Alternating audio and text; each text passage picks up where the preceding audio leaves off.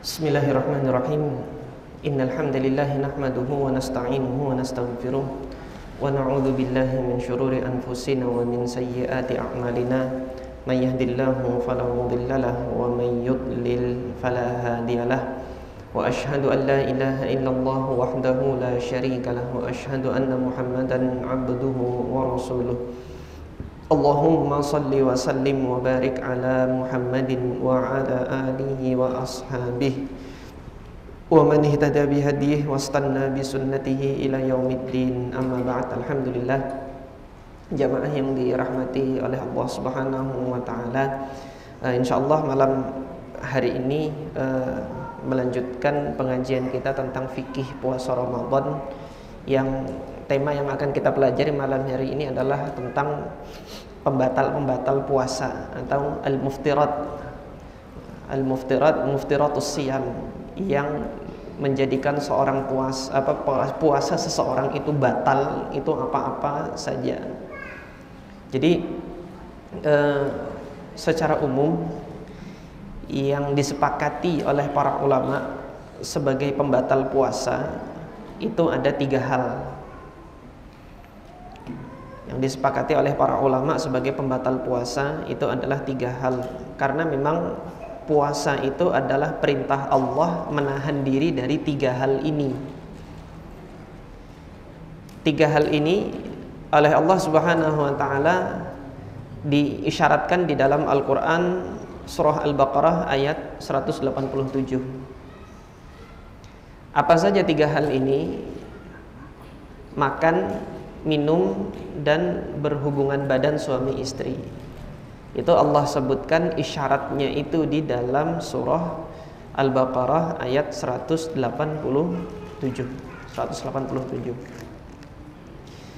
Allah Subhanahu wa taala berkalam, uhilla lakum lailatas siyami arrafathu ila nisaikum. Telah dihalalkan bagi kalian di malam hari kalian berpuasa. Artinya siangnya berpuasa, malamnya halal. Maka siangnya itu adalah haram melakukannya, karena wajib untuk meninggalkan hal tersebut di siang hari. Apa itu ar-rafath? Rafath ini adalah seluruh perbuatan yang mengarah kepada syahwat biologis laki-laki dan perempuan. Itu namanya rafath. Namun dalam ayat ini makna rafath itu adalah hubungan badan, yaitu masuknya alat kelamin laki-laki ke perempuan. Ini diharamkan oleh Allah Subhanahu wa taala bagi pasangan suami istri di siang hari bulan Ramadan ketika mereka itu berpuasa. Yang disebutkan di dalam ayat ini, hunna libasul lakum wa antum libasul lahun. Mereka itu para istri, dia adalah libas atau pakaian bagi kalian, wa antum libasul lahun, dan kalian pun adalah pakaian bagi mereka. Alimallahu annakum kuntum takhtanuna anfusakum fataba alaikum. Allah Subhanahu wa taala mengetahui bahwasanya kalian itu takhtanun anfusakum, kalian menyembunyikan diri kalian, dan Allah Subhanahu wa taala memberikan pertaubatan kepada kalian dan Allah memaafkan kalian. Jadi ceritanya dulu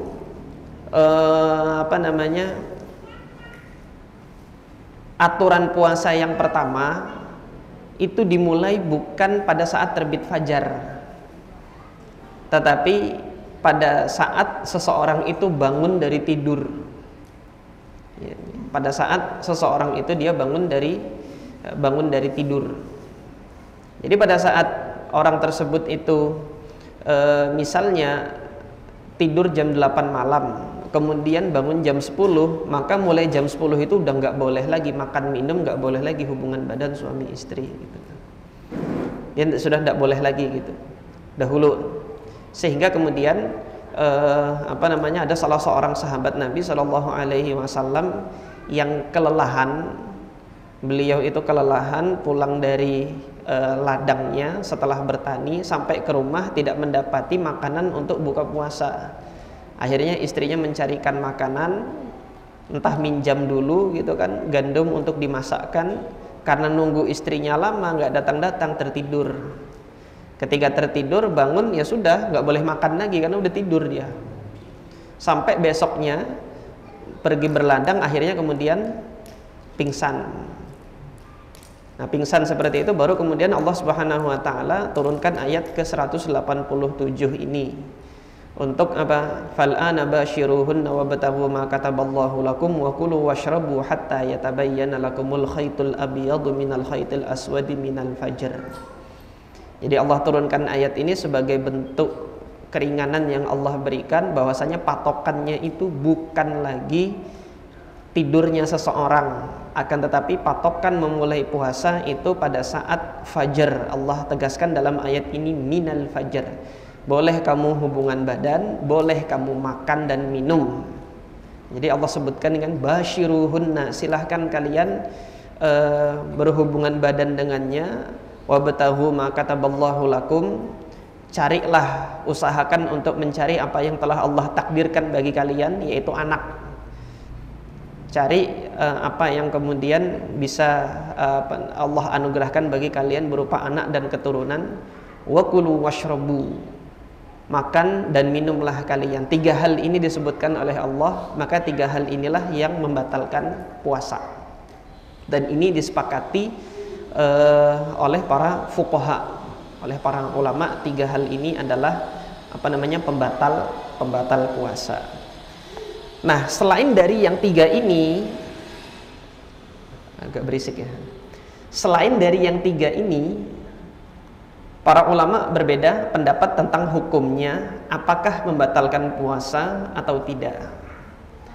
Pembatal-pembatal puasa yang para ulama masih berbeda pendapat itu bisa kita kelompokkan menjadi 2 kelompok atau 2 kategori. Yang pertama, karena perbedaan penetapan illah untuk mengkiaskan hal tersebut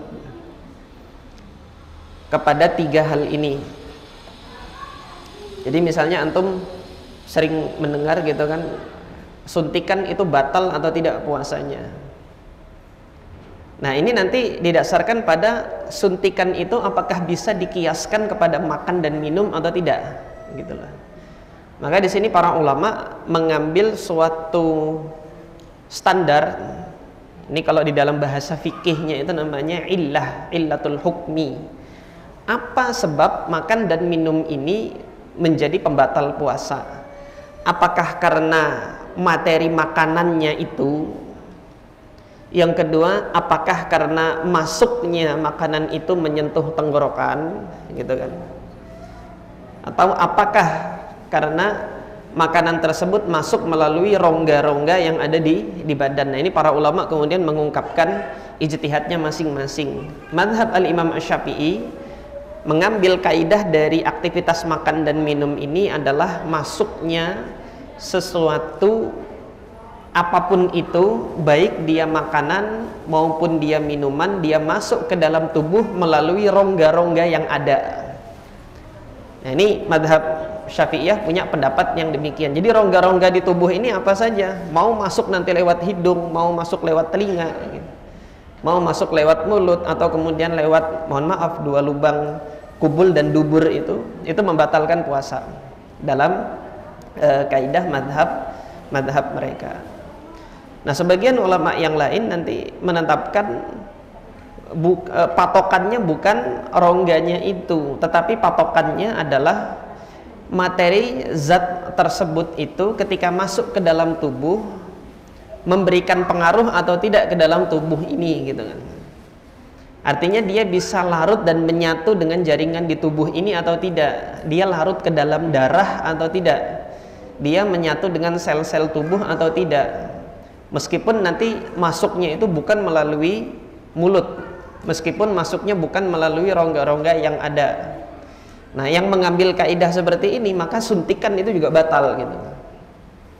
Jadi suntikan ini dia adalah cairan, dan cairan ini kan ketika dia diminum dia membatalkan. Maka ketika dimasukkan bukan melalui mulut, tetap dia membatalkan karena dia cairan.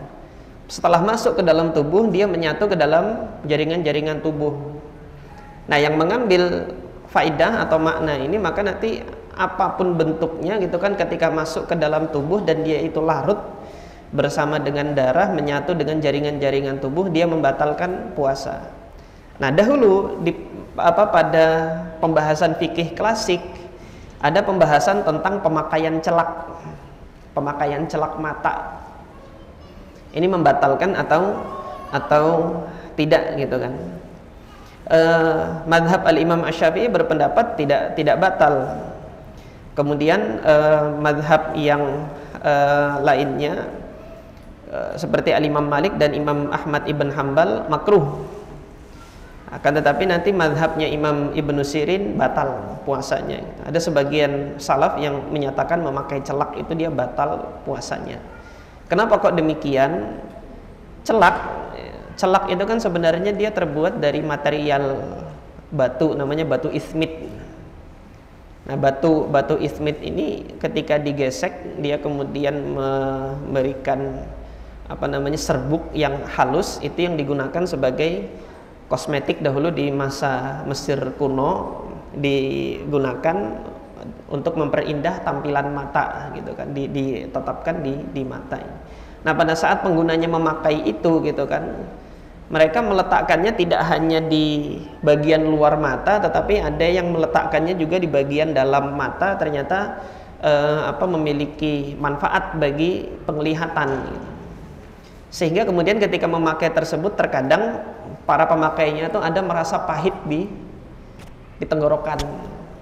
Nah, oleh karena sebab itu gitu kan, Al-Imam Muhammad ibn Sirin dan Al-Imam Ibn Abi Layla itu memfatwakan batal memakai celak gitu loh. Dia batal memakai celak. Karena ternyata terkadang ada kasus pemakaian celak itu bisa menjadikan penggunanya itu merasakan celak tersebut sampai ke tenggorokan. Nah, kalau sampai ke tenggorokan berarti kan masuk ke dalam tubuh. Ada sesuatu yang masuk ke dalam tubuh. Nah, oleh sebab itu para salaf diantaranya adalah al-Imam sahabat Nabi Abu Hurairah radhiyallahu taala anhu menetapkan patokan pembatal puasa itu adalah apa yang masuk ke dalam tubuh. Dia masuk ke dalam tubuh dan kemudian menyatu larut dengan tubuh. Adapun yang keluar dia tidak membatalkan puasa. Nah, nanti kalau misalnya seperti terapi akupuntur gitu. Kan akupuntur masuk ke jarum gitu kan. Tapi jarum tersebut tidak larut. Dia tidak larut bersama dengan darah, tidak menyatu dengan jaringan tubuh, maka yang demikian ini tidak membatalkan. Nah, ini kajiannya adalah kajian qiyas. Jadi dari qiyas ini kita mengambil illah hukum apa dari makan dan minum. Nah, adapun nanti kategori yang kedua, pembatalan puasa yang kedua ini disebabkan karena adanya dalil hadis yang menyebutkan sesuatu hal itu membatalkan puasa. Ada dalil-dalil hadis tertentu yang menyebutkan suatu hal itu sebagai pembatal puasa. Namun ketika dicermati dan dilakukan kajian yang lebih mendalam hadis tersebut gitu kan, entah hadis tersebut itu ada permasalahan di dalam periwayatannya, atau kemudian hadis tersebut ada sudut pandang yang harus ditempatkan agar kita memaknai hadis itu tidak sebagaimana zahirnya. Nah, untuk kategori yang kedua ini, pembatal puasa yang para ulama itu masih berbeda pendapat, bukan karena penetapan qiyas tadi ya, tetapi karena memang ada khobar, ada hadis Nabi SAW yang menyatakannya. Nah, ini ada dua permasalahan yang insya Allah mudah-mudahan malam hari ini sempat waktunya kita membahasnya. Yaitu yang pertama, permasalahan muntah. Apakah membatalkan puasa atau tidak? Sepakat muntahnya saja itu tidak membatalkan puasa, tetapi menyengaja muntah, menyengaja untuk memuntahkan sesuatu yang ada di dalam perut, ini para ulama beda pendapat tentang statusnya dia batal atau tidak batal. Disebabkan karena apa? Karena ada salah satu hadis Nabi SAW yang diriwayatkan oleh Ashabus Sunan Al-Arba'ah bagi antum yang punya Bulughul Maram nanti bisa dilihat di situ ada dibawakan oleh Al-Hafidz Ibnu Hajar rahimahullah itu di dalam Bulughul Maram di Kitabus Shiyam hadis yang ke-20. Bagi antum yang mau lihat nanti ya, hitung dari awal bab itu yang ke-20 itu hadis Abu Hurairah radhiyallahu taala anhu.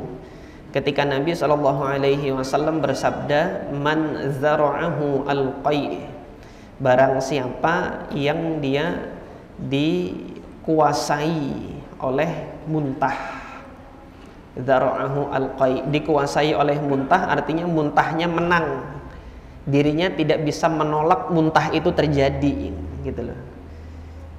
Nah, kalau itu yang terjadi, fala qada'a alaih, tidak ada qada, artinya tidak wajib bagi dia untuk mengqada. Kalau tidak wajib untuk mengqada, maka puasanya tidak batal.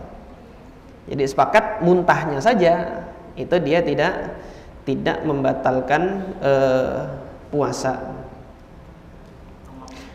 Kenapa? Apanya? Iya, ketika dia asam lambung, dia kan muntahnya nggak sengaja, dia kalah dengan badannya. Ada gejolak dari dalam perut ini yang nggak bisa dia tahan, asam lambung naik atau apa, kemudian dia muntah, maka hal tersebut tidak membatalkan puasa.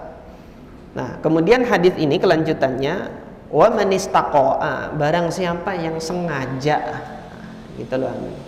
Barang siapa yang sengaja, wa man istaqa'a, barang siapa yang dia sengaja memuntahkan, fa alaihi al-qada, maka orang tersebut itu wajib untuk mengqada.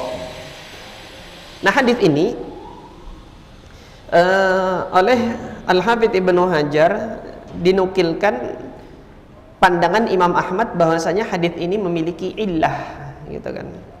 Al-Imam Al-Hafidz Ibnu Hajar mengatakan wa a'allahu Ahmad. Al-Imam Ahmad mengkritik adanya illah di dalam hadis ini. Illah itu adalah sebab kelemahan tersembunyi yang tidak banyak diketahui oleh orang. Wa qawwahu ad-Daruqutni, kata Al-Hafidz Ibnu Hajar, tapi Al-Imam ad-Daruqutni menguatkan hadis ini. Jadi demikian.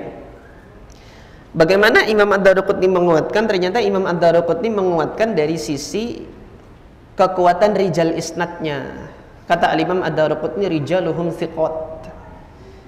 Nah, dalam penetapan kesahihan suatu hadis, kethiqahan perawi di dalam rangkaian sanad itu saja itu belum cukup. Belum cukup kenapa? Karena para a'immatul hadis mengenal ilmu ilal. Ilmu ilal itu adalah ilmu untuk menelusuri, mencari tahu kesalahan seorang perawi di dalam meriwayatkan hadis yang menyebabkan hadis tersebut lemah. Nah, apa yang kemudian disampaikan oleh para ulama mengenai sebab yang menjadikan hadis ini dipandang lemah? Dan ini diantaranya diungkapkan oleh Al-Imam Al-Bukhari rahimahullah. Al-Imam Al-Bukhari mengungkapkannya di mana? Al-Imam Al-Bukhari mengungkapkannya tidak di dalam sahihnya. Oleh karena itu ini hadis tidak dicantumkan oleh Imam Bukhari dalam sahihnya, gitu kan. Karena syarat kesahihan Imam Bukhari memang ketat, gitu kan. Ini terlihat ada nampak kekeliruan dalam periwayatan perawi tidak dibawakan oleh Al-Imam Al-Bukhari di sini. Nah, kita mengetahui Imam Bukhari berpandangan hadis ini ma'lul atau ada sebab kelemahan tersembunyi. Itu yang pertama dinukilkan oleh Al-Imam At-Tirmidzi rahimahullah di dalam sunannya. Jadi ini faedah bagi antum yang ingin mengetahui pandangan-pandangan Imam Bukhari dalam mensahihkan atau kemudian melemahkan suatu hadis, itu antum bisa merujuk kitab Sunan At-Tirmidzi. Karena Al-Imam At-Tirmidzi ini, beliau itu satu dari sekian murid andalannya Imam Bukhari. Artinya murid yang banyak bermulazamah kepada Al-Imam Al-Bukhari, yaitu Al-Imam At-Tirmidzi rahimahullah. Jadi fatwa-fatwanya Imam Bukhari dalam tashih hadis dan kemudian dalam pendhaifan hadis itu beliau cantumkan di mana? Di dalam sunannya, dan juga kemudian beliau cantumkan di dalam kitab beliau Al-Ilal Al-Kabir. Jadi bagi antum yang ada kesempatan Jangan cari kesempatan, luangkan kesempatan gitu loh buat belajar gitu. Jadi nasihat dari guru-guru kami dulu, jangan cari waktu luang untuk belajar, tapi luangkan waktu untuk belajar. Jangan cari waktu luang untuk baca Quran, nggak akan ketemu itu. Tapi luangkan waktu untuk baca Quran. Jangan cari waktu luang untuk menghafal Al-Quran, tapi luangkan waktu untuk menghafal Al-Quran. Karena setan itu datang aja terus, kalau kamu nggak ada waktu luang, nggak ada waktu luang, nggak ada waktu luang. Kenapa nggak ada waktu luang? Kesempatan yang kita pakai buat apa coba? Habis sia-sia saja kan untuk perkara duniawi. Waktu yang Allah berikan, tahu-tahu nanti umur sudah 60, 70, sudah punya cucu gitu kan. Kok belum hafal-hafal Al-Quran gini kan, sudah dikasih kesempatan hidup bertahun-tahun nggak hafal-hafal Quran kan, seperti itu. Maka jangan sampai nanti bersedih di akhir gitu kan. Tapi mulai sekarang luangkan waktu. Jadi untuk saat ini bagi antum yang memang hirs atau tamak terhadap ilmu, mari luangkan waktu. Ada 2 kitab ini ya minimal sekali lah seumur hidup ngelihat sampulnya aja gitu kan. Kalau misalnya nggak pernah buka, lihat sampulnya aja gitu. Ya, kita kembali ke sini. Al-Imam At-Tirmidzi rahimahullah itu menukilkan, beliau mengomentari hadis ini, haditsu Abi Hurairah haditsun hasanun gharib. Maknanya itu hasan, tetapi jalurnya ini gharib. La na'rifuhu min hadithi Hisham an Ibn Sirin an Abi Hurairah illa min hadithi Isa bin Yunus. Kami tidak mengetahui hadis ini dari jalur Hisham bin Hasan dari Muhammad bin Sirin dari Abu Hurairah, kecuali diriwayatkan melalui jalurnya Isa ibn Yunus ibn Abi Ishaq As-Sabi'i.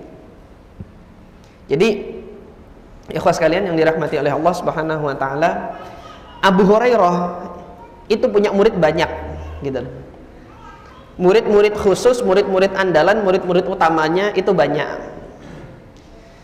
Kebanyakan murid-muridnya Abu Hurairah yang menjadi murid andalan itu menyebarkan hadis-hadisnya Abu Hurairah di Madinah gitu. Karena Abu Hurairah menyampaikan hadis di Madinah. Tapi kemudian tidak kita nafikan bahwasanya apa? Ada murid-murid andalannya Abu Hurairah itu yang juga membawa hadis Abu Hurairah keluar Madinah. Salah satunya adalah Al-Imam Muhammad bin Sirin ini. Jadi hadis-hadisnya Abu Hurairah itu dibawa dari Madinah ke Basrah. Nah, di Basrah Muhammad bin Sirin ini punya murid utama gitu ya. Jadi ini guru murid punya murid utama. Ini nanti di dalam ilmu rijal, pengetahuan yang seperti ini pengetahuan yang penting untuk mengetahui ini nanti sahabat ini murid utamanya siapa, kemudian tabi'in ini murid utamanya siapa, yang tidak lebih utama itu siapa. Yang tidak lebih utama itu artinya yang dia hadir ke majelis hadisnya itu sekali 2 kali saja, dengan yang selalu hadir di majelis hadisnya tentu kan beda kualitas periwayatannya gitu loh terhadap hadis-hadisnya. Nah, ini yang dia intens menghadiri majelis hadisnya Muhammad bin Sirin, bermulazamah dalam waktu yang lama sehingga hafal betul hadis-hadisnya Muhammad bin Sirin itu adalah Al-Imam Hisham ibn Hasan. Huwa athbatun nas fi ibn Sirin. Jadi orang yang paling tahu hadisnya Muhammad bin Sirin itu adalah Hisham bin Hasan ini tadi. Beliau di Basrah. Nah, tetapi ketika kita hendak menempatkan ini benar nggak hadisnya Hisham bin Hasan dari Muhammad bin Sirin dari Abu Hurairah, maka kita lihat muridnya Hisham bin Hasan ini siapa, gitu loh. Muridnya Hisham bin Hasan ini siapa? Disinilah yang kemudian dikritik oleh Al-Imam Al-Bukhari yang meriwayatkan dari Hisham bin Hasan ini untuk hadis muntah ini. Perawinya namanya adalah Isa ibn Yunus ibn Abi Ishaq As-Sabi'i. Isa ibn Yunus ibn Abi Ishaq As-Sabi'i thiqah ma'mun. Beliau itu thiqah, riwayatnya itu bisa diterima. Tapi yang jadi pertanyaan, kok hanya beliau saja gitu loh. Maksudnya hanya beliau saja, kenapa? Isa bin Yunus ini dia dari Kufah gitu loh. Sementara Muhammad bin Hisham bin Hasan itu menyebarkan hadis-hadisnya Muhammad bin Sirin di Basrah. Kita tentunya cari tahu dong, murid-muridnya Hisham bin Hasan yang di Basrah yang dia dapat hadis ini siapa? Itu nggak ketemu. Makanya Imam Tirmidzi tadi menyatakan ini gharib. Kok aneh gitu loh, yang jauh dari Kufah, dari kota sebelah kok dapat ini hadis. Murid-murid utamanya yang ada di Basrah kok nggak ada, kemana? Sehingga kemudian jadi pertanyaan, kalau misalnya ini hadis penting tentunya kan disampaikan, ada banyak orang, nggak hanya kemudian disampaikan khusus satu saja gitu kan. Nah ini yang kemudian menjadikan satu kecurigaan. Tetapi ini saja nggak cukup, karena asal hukumnya itu di dalam Islam khabar wahid, kabar dari satu orang saja kalau dia itu terpercaya itu boleh diterima, bisa diterima.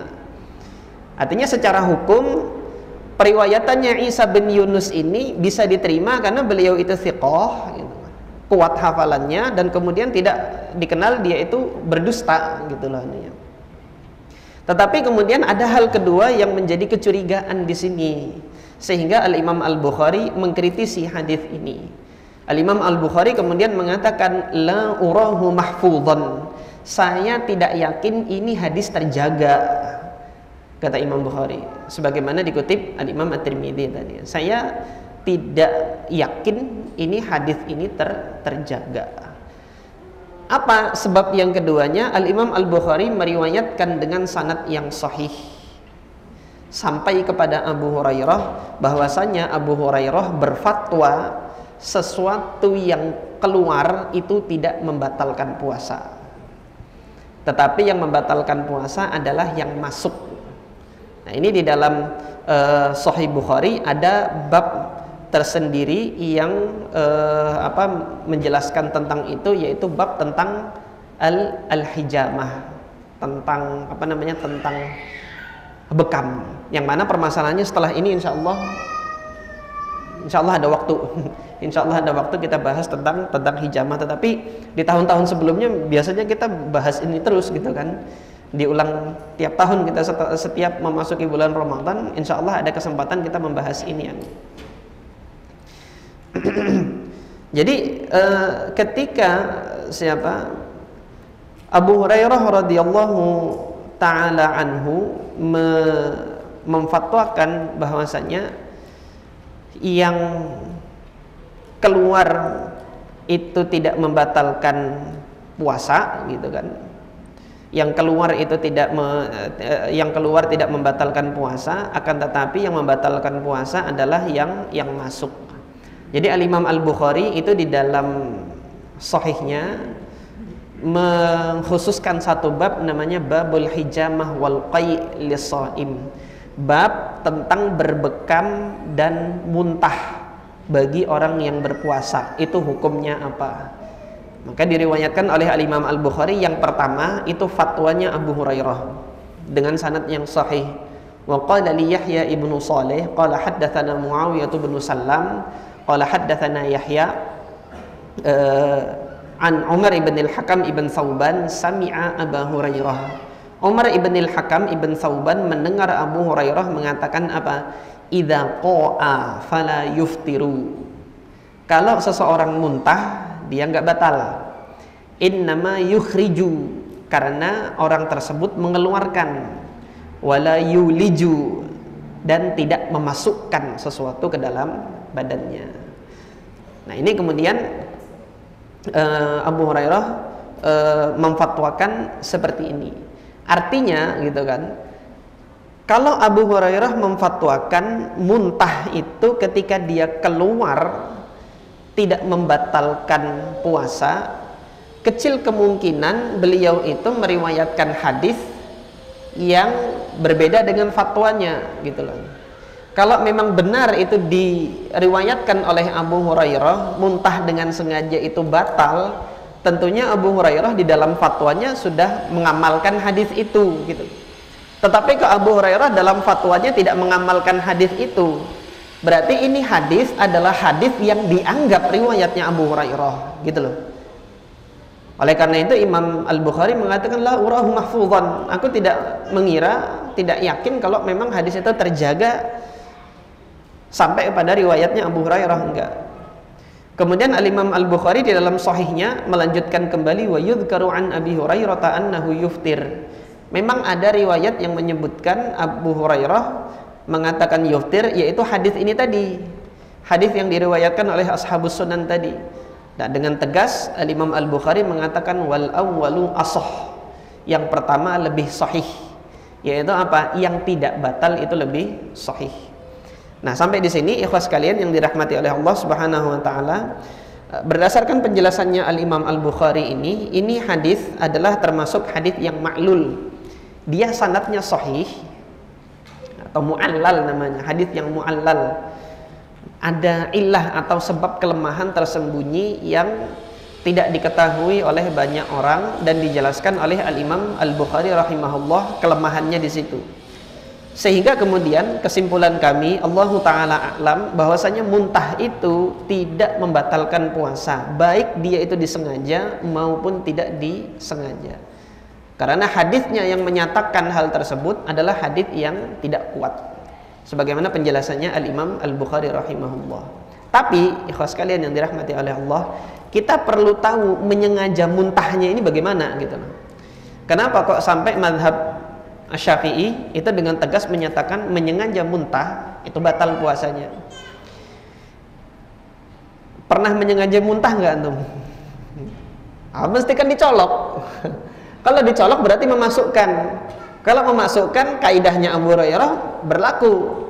Innama yukhriju wa la yulij. Nah, kalau dia sudah memasukkan, itu dia batalnya. Masuk, dia menyentuh tenggorokan.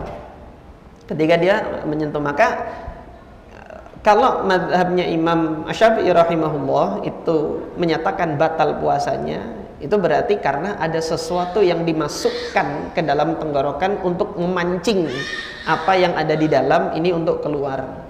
Sehingga letak batalnya muntah dengan sengaja itu bukan karena muntahnya, bukan karena menyengajanya, tetapi aktivitas yang dilakukan itu dengan memasukkan sesuatu untuk memancing apa yang ada di dalam tubuh ini untuk dimuntahkan. Itu letak batalnya seperti itu. Kalau yang itu yang dimaksudkan, maka sepakat hal tersebut merupakan pembatal puasa gitu. Allahu ta'ala a'lam. Masih ada waktu beberapa menit lagi. Nah, permasalahan yang kedua yang diperselisihkan para ulama karena adanya khobar atau karena adanya dalil yang menyatakan dia batal, yang dia tidak dikiaskan terhadap makan dan minum, tidak pula dikiaskan terhadap hubungan badan suami istri. Yaitu apa? Permasalahan hijamah atau berbekam. Nah, dalam hal ini ada dua khobar yang saling bertentangan. Khobar yang pertama menyatakan hijamah itu tidak batal. Ini ditegaskan dibawakan oleh Al-Hafidz Ibnu Hajar di dalam Bulughul Maram ini. Yang hadisnya diriwayatkan oleh Al-Imam Al-Bukhari di bab yang sama tadi, bab yang kita bahas tadi. Bab al-hijamah wal qai' lis-shaim, bab tentang berbekam dan muntah bagi orang yang berpuasa. Nah, dibawakan hadisnya oleh Al-Imam Al-Bukhari di dalam bab tersebut dari Abdullah ibn Abbas radhiyallahu taala anhuma. Anna Nabiy sallallahu alaihi wasallam ihtajama wa huwa muhrim. Rasulullah sallallahu alaihi wasallam berbekam sedang beliau dalam keadaan ihram. Keadaan ihram itu keadaan sedang melaksanakan ibadah haji dan umrah. Sampai di sini gitu kan. Artinya hijamah itu pada saat haji dan umrah bukan larangan ihram, bukan termasuk yang dilarang. Kemudian yang kedua, Abdullah ibn Abbas menyatakan wahtajama wa huwa shaim. Nabi Muhammad juga pernah berbekam sedang beliau dalam keadaan berpuasa. Nah, kalau Nabi Muhammad puasa dan Nabi Muhammad berbekam gitu kan, maka yang demikian ini tidak membatalkan puasa. Ini hadis pertama yang menunjukkan bahwasanya puasa, bahwasanya hijamah atau berbekam dia tidak membatalkan puasa. Kemudian khabar yang kedua yang bertentangan dengan hadis ini adalah yang diriwayatkan oleh ashabus sunan, diriwayatkan oleh Imam Ahmad ibn Hanbal dan kemudian 3 dari ashabus sunan. 3 dari ashabus sunan ini Imam Abu Daud, kemudian Imam Nasai dan Imam Ibnu Majah. Imam Tirmidzi tidak ikut meriwayatkan hadis ini, yaitu hadis Syaddad ibn Aus radhiyallahu taala anhu. Syaddad ibn Aus radhiyallahu an mengatakan apa? Anna Nabiy sallallahu alaihi wasallam ata ala rajulin bil Baqi' wa huwa yahtajimu fi Ramadan. Rasulullah sallallahu alaihi wasallam datang melewati seorang di tempat wilayah namanya Baqi'. Baqi' itu sekarang menjadi tempat pekuburannya ahli Madinah, itu wilayah Baqi'. Ketika Rasulullah lewat di sana, Rasulullah mendapati ada seorang laki-laki wa huwa yahtajimu, sedang berbekam fi Ramadan, di siang hari bulan Ramadan. Faqal, maka Nabi mengatakan aftara al-hajimu wal mahjum. Orang yang membekam dan orang yang dibekam batal puasanya. Sehingga tadi ketika dihantamkan ya, dikonfrontir, ditemukan dengan hadis Abdullah ibn Abbas, ini 2 hadis ini kok berbenturan. Tadi Rasulullah puasa, sedang beliau berbekam dan nggak batal. Lah ini kok ada ucapan dari Nabi mengatakan yang membekam dan yang dibekam batal dua-duanya, Pak. Aftara, kata Nabi, batal puasanya dua-duanya ini. Nah, mazhab al-Imam Syafi'i rahimahullah menempuh jalur kompromi namanya. Ini dua-dua hadisnya ini sahih gitu. Jadi diapakan gitu? Dikompromikan. Dicari titik temu dari kedua hadis ini. Nah, di antara yang dilakukan oleh para ulama dalam mencari titik temu dari 2 hadis yang kesannya itu saling berbenturan, itu adalah melakukan penafsiran terhadap salah satu dari 2 hadis ini agar makna setelah ditafsirkan itu akhirnya tidak bertentangan dengan hadis yang satunya lagi gitu loh. Maka yang dilakukan oleh mazhab al-Imam Syafi'i rahimahullah adalah menafsirkan atau mentakwilkan hadis Syaddad ibn Aus dan memegang hadis Abdullah ibn Abbas yang di dalam Sahih Bukhari ini sebagai dasar dalil. Dasar dalil yang dipegang, diamalkan adalah hadis Abdullah ibn Abbas radhiyallahu taala anhuma, yaitu apa? Rasulullah sedang puasa dan Rasulullah berbekam sedang beliau dalam keadaan berpuasa. Artinya bekam tidak membatalkan puasa. Ini yang dipegang sebagai landasan dalil gitu. Dan yang diambil kesimpulannya ini. Adapun nanti hadis Syaddad bin Aus, jawabannya adalah ditafsirkan. Bagaimana penafsirannya? Yaitu Nabi SAW tidak memaksudkan bahwasanya berbekamnya itu saja membatalkan puasa, tidak. Tetapi orang yang berbekam dia beresiko untuk batal puasanya. Ta'arrada lil iftar, dia beresiko, berpotensi untuk batal puasanya. Ini makna dari hadis Syaddad bin Aus. Jadi ketika Rasulullah SAW bersabda aftara al-hajim wal mahjum, orang yang berbekam dan yang dibekam, yang membekam ya, orang yang membekam al-hajim dan yang dibekam al-mahjum, dua-duanya batal. Maknanya adalah dua-duanya ini beresiko batal puasanya. Nah, mungkin sebagian dari antum ada yang bertanya, kalau yang dibekam iya memang resiko batal.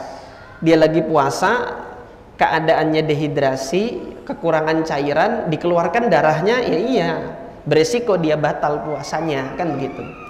Masalahnya yang membekam kok jadi ikut beresiko batal puasa itu gimana? Nah, ini jangan kita bayangkan bekam saat ini sama dengan bekam di masa Nabi, gitu loh. Alat yang digunakan beda, metode yang digunakan juga beda. Antum melihat hari ini bekam itu disedot pakai kop gitu, kan seret. Gimana megang megang kop, disedot seret batal dia dan kemudian beresiko batal puasanya itu di mana? Kan nggak masuk logika, kan begitu. Maka lihat bagaimana bekam di masa Nabi. Nah, bekam di masa Nabi itu menggunakan tanduk, alat penghisap, ngisapnya pakai apa? Pakai mulut, gitu loh. Jadi ketika dihisap pakai mulut, Kelihatan nggak tuh kopnya tuh penuh? Kan pakai tanduk. Untuk supaya tahu dia penuh tuh gimana? Sampai ke lidah gitu kan, ceret. Nah ketika sampai di lidah ceret gitu ketelan, batal nggak? Batal. Oleh karena itu di hadis yang lain Nabi mengatakan kasbul hajjam khabith. Kasbul hajjam khabith itu profesi sebagai tukang bekam itu buruk. Kenapa buruk? Bermain dengan sesuatu yang kotor, gitu loh. Kalau ada mata pencaharian yang lain yang dia tidak bergaul dengan darah, dengan sesuatu yang kotor, itu lebih baik gitu loh. Itu maksud dari hadis kasbul hajjam khabith. Nah, kalau itu yang menjadi illah, maka hari ini alhamdulillah dengan kemajuan teknologi, cara menghisapnya yang dulu menggunakan mulut itu bisa digantikan dengan sesuatu yang lain, maka bisa lebih diupayakan sterilisasi alatnya, maka ini lebih baik. Sehingga kemudian sabda Nabi ketika Nabi mengatakan kasbul hajjam khabith itu kesan buruknya, dimakruhkannya profesi sebagai tukang bekam itu diminimalisir dengan kemajuan teknologi yang ada saat ini gitu. Tetapi apakah masih khabith juga? Ya masih juga, karena masih main dengan darah kan. Ini masih main dengan darah, tetapi kita meminimalisir itu dengan prosedur-prosedur yang bisa menjaga terapis bekam itu dari sesuatu yang kotor. Ini teman-teman dari Persatuan Bekam Indonesia, ada asosiasinya itu kan, ada perhimpunannya di PBI, Perhimpunan Bekam Indonesia, itu sudah menetapkan standar khusus itu bagi para terapis bekam untuk sterilisasi alat dan lain sebagainya. Itu alhamdulillah itu sudah ditetapkan SOP-nya itu, sehingga kemudian makna dari kesan buruknya dari terapi bekam itu insya Allah pada zaman ini sudah diminimalisir, alhamdulillah. Nah jadi ini tadi pemaknaan dari hadis aftara al-hajim wal mahjum, orang yang membekam dan yang dibekam itu batal puasanya. Maknanya adalah bahwasanya hal tersebut ini beresiko untuk batal puasanya. Tidak hanya sekedar bekamnya itu saja yang membatalkan, tetapi aktivitas bekam ini beresiko batal puasanya bagi yang berbekam karena dia dehidrasi, kekurangan cairan. Adapun bagi pembekamnya itu kalau melakukan teknik bekamnya sama seperti di masa Nabi Shallallahu Alaihi Wasallam. Adapun ketika melakukan teknik bekamnya sebagaimana dilakukan para terapis hari ini gitu kan, maka tidak beresiko untuk batal puasanya karena tidak mendekati mulut. Aktivitas bekam tersebut, proses bekamnya tidak mendekati mulut terapisnya, mulut pembekamnya. Jadi ini saja mungkin insya Allah yang bisa kita pelajari dalam kesempatan kali ini. Sebentar lagi akan masuk waktu Isya. Kita cukupkan pembahasan hari ini. Mudah-mudahan Allah Subhanahu wa taala menjadikan manfaat dari apa yang kita pelajari, dan ini sebagai bekal ilmu kita nanti pada saat puasa Ramadan datang, kita memiliki bekal ilmu dalam hal ini. Aku qouli hadza wa astaghfirullah li wa lakum. Subhanakallahumma rabbana wa bihamdika asyhadu an la ilaha illa anta astaghfiruka wa atubu ilaik. Assalamualaikum warahmatullahi wabarakatuh.